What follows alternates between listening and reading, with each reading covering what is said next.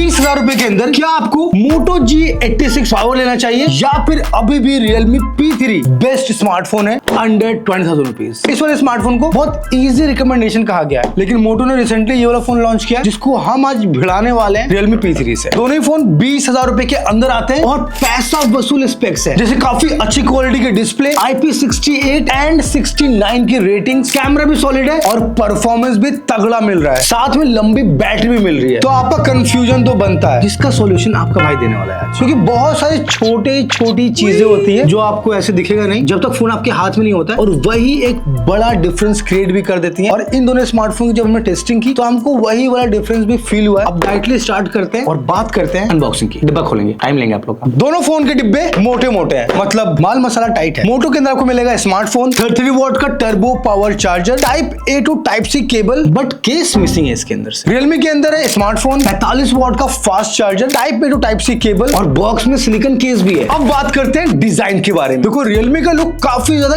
Gamer friendly है। इसके पीछे में अलग अलग टाइप के पैटर्न्स बने हुए हैं और ये ऑरेंज एक्सेंट मस्त लग रहा है। इवन इसका पावर बटन भी ऑरेंज सा है जो गेमर वाला पूरा फील दे रहा है। लेकिन इसकी दिक्कत एक है कि ये ग्लॉसी डिजाइन है, ऑयल लगा रहेगा अगर हाथ पे आपके, अभी तो नहीं था मेरे पास, मैंने कुछ और लगा दिया। तो इसमें फिंगरप्रिंट स्मजेस आते हैं थोड़े, लेकिन अगर आप कवर लगा लोगे तो कुछ ऐसा लुक आएगा। कैसा लग रहा फोन भाई?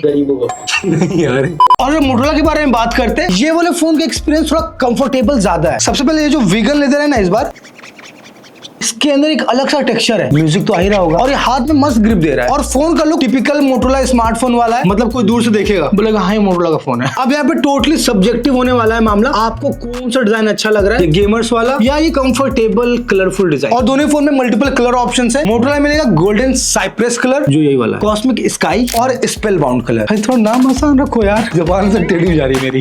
रियलमी में भी 3 कलर ऑप्शन है, ये वाला है स्पेस सिल्वर, दूसरा है कॉमेट ग्रे और नेबुला पिंक। आपको जो लेना आप ले सकते हो आराम से। बाकी अगर बिल्ड क्वालिटी के बारे में बात करें, आपको मैं बता चुका हूं दोनों फोन के अंदर IP68 एंड 69 रेटिंग्स है, मतलब पानी में तो आराम से डाल सकते हो, लेकिन फोन को अगर गिराना है वहां पे थोड़ा संभल, क्योंकि सिंपली मोटोरोला के अंदर ना मिलिट्री ग्रेड सर्टिफिकेशन है और मेरा फेवरेट स्मार्ट टच भी है, मतलब नहाते हुए फोन यूज कर सकते हो और वाटर प्रूफ भी है, मतलब दिन भर फोन आपके हाथ में रहना चाहिए। लेकिन रियलमी में मिसिंग है, मिलिट्री ग्रेड नहीं मिला आपको यहाँ पे, और वाटर टच भी नहीं। बड़ी प्रॉब्लम है क्या वो? मेरे खुद को लगती है। तो सिंपली दोस्तों डिजाइन आप लोग देख लेना, लेकिन बिल्ड क्वालिटी में तो मोटो तगड़ा है। सीरियसली बताऊं आपको, ये जो प्लास्टिक बॉडी है उसमें फील थोड़ा सा तो सस्ता रहता ही है, लेकिन वीगन लेदर का इनहैंड फील भी थोड़ा महंगा रहता है, और मोटोरोला ने इसको थोड़ा सा और इनहैंस किया है मेरे हिसाब से। मैंने भाई बहुत फोन यूज कर लिए और मुझे लग रहा है थोड़ा सा बेटर हो चुका है। इसीलिए बॉक्स में कवर भी नहीं है, मैं जस्टिफाई नहीं कर रहा हूँ, कवर नहीं है इसलिए क्योंकि स्क्रैच नहीं पड़ता वीगन पे। हमने तो बहुत क्रेजी टेस्ट किया था वीगन का। और अगर डिस्प्ले की बात करें, दोनों ही फोन के अंदर इन डिस्प्ले फिंगरप्रिंट सेंसर है और दोनों ही काफी फास्ट है, और इस प्राइस पॉइंट पे इन डिस्प्ले फिंगरप्रिंट सेंसर भी एक अच्छी चीज है यार। और अगर मोटोरोला के डिस्प्ले के बारे में बात करें, नॉर्मली हमको कर्व डिस्प्ले देखने को मिलता है मोटोरोला की तरफ से, लेकिन इन्होंने फ्लैट डिस्प्ले दिया इस बार, which is very good. Seriously Motorola के फोन के ऊपर फ्लैट डिस्प्ले देख के थोड़ा सा मुझे खुशी हो रही है। लेकिन आप मुझे कमेंट बताइए कि आपको कर्व डिस्प्ले पसंद ज्यादा है या फिर फ्लैट? मैं तो आजकल फ्लैट डिस्प्ले का दीवाना हूँ, कर्व बहुत यूज कर लिया इसीलिए शायद। वैसे यहाँ पे मोटोरोला के अंदर 6.67 इंच की full HD plus AMOLED display मिल रही है, 120 हर्ट्ज रिफ्रेश रेट है, 10-bit DCI P3 colour gamete वाली डिस्प्ले है, मतलब कलर एक्यूरेसी इस पे बहुत बेहतरीन मिलेगी, और ये HDR प्लेबैक भी सपोर्ट करता है, तो आप YouTube पे 4K में वीडियोस आराम से देख पाओगे। साथ में इसकी display production gorilla glass 7i की मिल रही है, जो मैं लेजिट बता रहा हूँ, 30,000 रुपए के अराउंड के फोन से मिलता है। सिंपली गिरा सकते हो, ऐसे कोई दिक्कत नहीं होगी। मोटोरोला ने बिल्ड में अच्छा काम किया है यहाँ पे। और Realme P3 को भी कम मत समझना, Realme की डिस्प्ले भी हमेशा काफी अच्छी होती है। यहाँ पे आपको मिलेगा 6.67 इंच का full HD plus AMOLED display, 120 hertz refresh rate है, HDR प्लेबैक यहाँ पर ही मिलेगा आपको, लेकिन वो DCI P3 कलर गैमेट नहीं है, और ड्रैगन टेल ग्लास है यहाँ पे। और यहीं पे Realme की डिस्प्ले की प्रोडक्शन थोड़ी कम फील होगी मोटोरोला के सामने। इन्होंने अच्छा ग्लास यूज किया है, बेझिझक फोन को कस के यूज कर सकते हो। और अगर डिस्प्ले एक्सपीरियंस की बारे में बात करें, दोनों ही फोन की डिस्प्ले सच में बहुत अच्छी है। दोनों ही फोन के कलर्स पंची हैं, डीप ब्लैक बहुत अच्छा है इसका, और कंटेंट देखने का एक्सपीरियंस भी अच्छा रहने वाला है। यूट्यूब देखो, इंस्टाग्राम रील पे स्क्रॉल करो, या फिर बिंज वॉच करो नेटफ्लिक्स पे। एमोलेड डिस्प्ले है, मतलब अच्छा है। लेकिन जहां आप HDR कंटेंट देखते हो, Realme के अंदर ना हल्का सा येलो टोन स्विच कर देता है, वो मुझे लगता है उनको फिक्स करना पड़ेगा। लेकिन मोटोरोला में HDR कंटेंट सही चल रहा है, तो उन्होंने डिस्प्ले ऑप्टिमाइज कर रखा है मेरे हिसाब से। और यहाँ पे मोटो का 1.5 के पैनल, Realme के फुल एचडी प्लस पैनल से मच बेटर है, जो बेटर शार्पनेस प्रोवाइड कर रहा है Realme P3 से। इसीलिए मोटो की डिस्प्ले बेटर शार्पनेस और क्वालिटी प्रोवाइड कर रही है। बाकी अगर ब्राइटनेस के बारे में बात करें, मतलब जब आप दोनों फोन को आउटडोर में यूज करोगे तो मोटोरोला के अंदर है 4500 निट्स की पीक ब्राइटनेस और Realme में 2000 निट्स की पीक ब्राइटनेस। अब मोटोरोला के अंदर हल्का सा पीक ब्राइटनेस ज्यादा है, तो ब्राइट भी थोड़ा ज्यादा फील होता है। तो सिंपली अगर डिस्प्ले में बेटर कौन है, मेरे हिसाब से एक्सपीरियंस तो ऑलमोस्ट सिमिलर है, लेकिन प्रोडक्शन और ब्राइटनेस के मामले में मोटोरोला ने थोड़ा सा स्मार्टली प्ले किया यहाँ पे। अब इन्होंने फोन बाद में लॉन्च किया ना भाई, देखा था कि ये यहाँ पे जिताना है, यहाँ पे बेटर देना है, तो इनको चांस मिल गया अच्छा फोन बनाने का, लेकिन डिस्प्ले है बेटर भाई इसकी। स्पीकर्स की बात करते हैं, दोनों ही फोन के अंदर ड्यूअल स्पीकर है। मोटो के अंदर है डॉल्बी एटमॉस का सपोर्ट, Realme में उन्होंने अपने ही बनाया है। आपके सामने दोनों ही फोन पे गाना प्ले कर देते हैं। सबसे पहले मोटो वॉल्यूम फुल,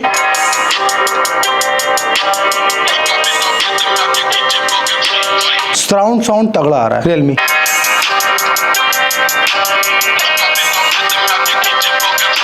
Realme में भी सराउंड साउंड अच्छा है और हल्का सा लाउड भी ज्यादा है। आगे बढ़ाते हैं गाना। Realme में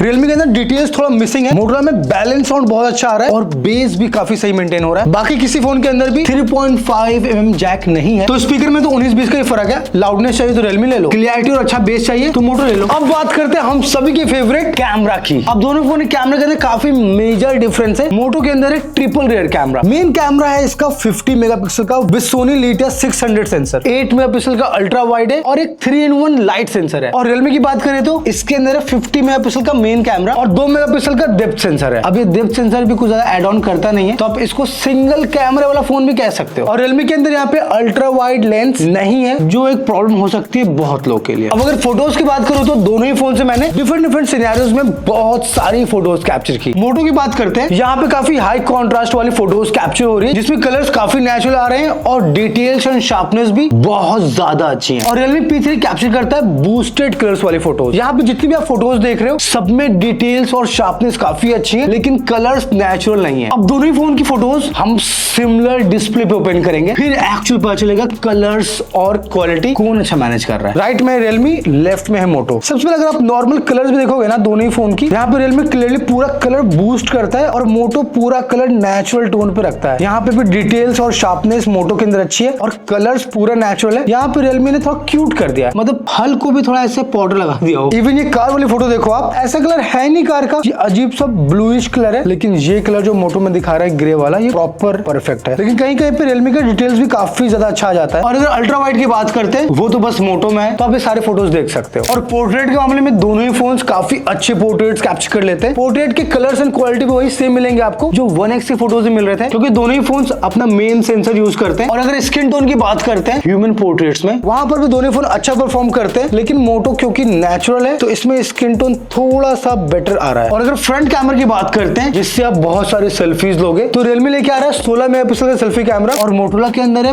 32 मेगापिक्सल का सेल्फी कैमरा। और यहाँ पे ज्यादा डिटेल्स और अच्छे स्किन टोन वाली सेल्फीज मोटो कैप्चर कर रहा है, क्योंकि यहाँ पे मच बेटर सेंसर यूज हो रहा है और फेस की छोटी छोटी डिटेल्स आराम से निकाल दे रहा है। और Realme अपनी सेल्फीज को हल्का सा सॉफ्ट करता है, जिसकी वजह से डिटेल्स कम है, लेकिन स्किन टोन यहाँ पर भी अच्छा है। और अगर वीडियोस के बारे में बात करते हैं, मोटो मेन कैमरा और सेल्फी कैमरा से 4K 30 FPS में वीडियोस रिकॉर्ड कर सकता है, लेकिन आप Realme के फ्रंट सेंसर से 4K में वीडियोस रिकॉर्ड नहीं कर सकते हो। 1080p 30 FPS है वहां पे, लेकिन मेन सेंसर में 4K 30 FPS मिलेगा। इवन आप मोटो के वाइड एंगल सेंसर से भी 4K में वीडियो रिकॉर्ड कर सकते हो। तो ओवरऑल कैमराज में तो मोटो मच बेटर परफॉर्म कर रहा है। बाकी अगर AI फीचर्स के बारे में बात करते हैं, दोनों ही फोन में सारे बेसिक AI फीचर्स है, जैसे कि circle to search, Gemini live, जिसको आप डेली लाइफ में आराम से यूज कर सकते हो। लेकिन यहाँ पे मोटो सिंगल कंपनी है इस प्राइस पॉइंट पे जो इकोसिस्टम पे काम करती है, मतलब मोटो के अपने बहुत सारे एप्लीकेशन इसको आप यूज कर सकते हो, जैसे मोटो का फैमिली स्पेस, मोटो सिक्योर, स्मार्ट कनेक्ट, ये सारे फीचर्स आप डेली लाइफ में यूज कर सकते हो अगर आपके पास और भी मोटो का प्रोडक्ट्स है, जैसे लैपटॉप या टैबलेट। ओवरऑल अगर मुझको एक फोन लेना पड़े बेटर सॉफ्टवेयर के लिए, मैं तो भाई मोटो के साथ जाऊंगा। इनका सॉफ्टवेयर एक्सपीरियंस बहुत क्लीन है और थोड़ा ट्रस्ट भी बिल्ड रहता है कि भाई ये थोड़ा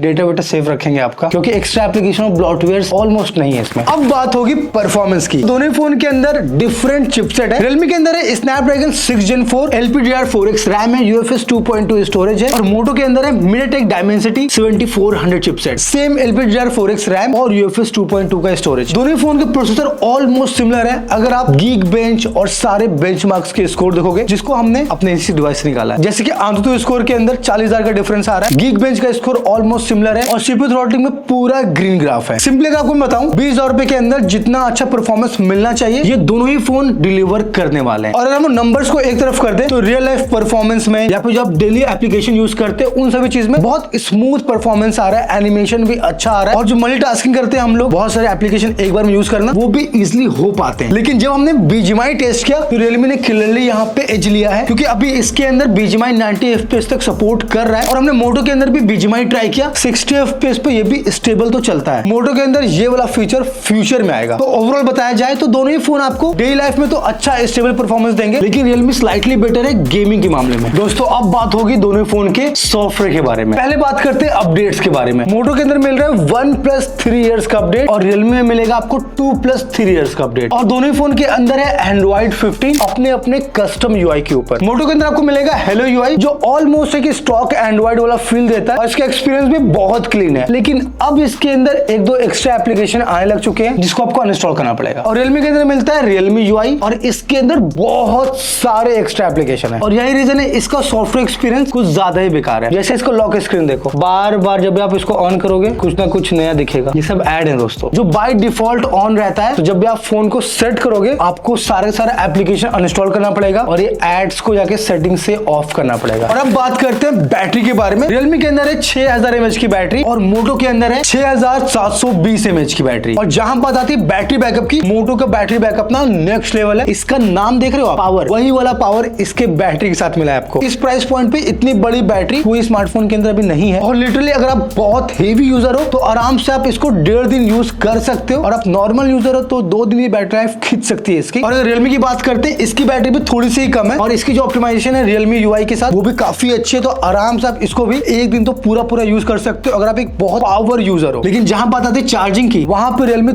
थोड़ा सा बेटर चार्जिंग प्रोवाइड कर रहा है 45 वॉट के साथ और Moto लेके आ रहा है 33 वॉट का फास्ट चार्जर और इसकी बैटरी बड़ी भी है तो ये चार्ज में ज्यादा टाइम लेगा। और अब बात करते हैं प्राइस के बारे में। बिफोर मैं आपको बताऊं कौन सा फोन ज्यादा बेहतर रहेगा आपके लिए। देखो Motorola के अंदर आपको सिर्फ एक वेरिएंट मिलेगा 8+128GB वेरिएंट और इसकी प्राइस है 17,999 रुपए। और Realme के अंदर है 3 डिफरेंट वेरिएंट और इसका जो 8+128GB वाला वेरिएंट है वो आपको मिलेगा 16,999 रुपए में। और Motorola जस्ट अभी लॉन्च हुआ है तो इसके साथ आपको ऑफर से मिल जाएंगे। अभी Realme थोड़ा सा पुराना हो चुका है तो इसका जो प्राइस है वही रहने वाला है। तो मैं फाइनली अगर कंक्लूड करूं दोनों फोन को मैंने काफी अच्छे से टेस्ट किया और इतना सारा कंपैरिजन करने के बाद अगर मुझे एक फोन लेना पड़ेगा तो मैं तो डेफिनेटली Moto का G86 पावर लेने वाला हूं क्योंकि ये सीरियसली एक ऑलराउंडर स्मार्टफोन है। डिजाइन काफी सही लग रहा है, डिस्प्ले का एक्सपीरियंस बहुत अच्छा है, बिल्ड क्वालिटी सॉलिड लग रही है मुझको और कैमरा भाई बहुत अच्छा है। बाकी Realme भी एक अच्छा ऑप्शन है लेकिन इसके सॉफ्टवेयर से मुझको थोड़ा सा दिक्कत है। बाकी इसकी चार्जिंग, डिस्प्ले, डिजाइन सब कुछ बहुत अच्छा है। तो इतने लगते आज वीडियो के लिए। आई होप कि आपको आपका आंसर मिल चुका होगा। ऐसे वीडियो और देखते हैं सब्सक्राइब कर देना और वीडियो अच्छी लगे तो लाइक भी कर देना। बाय।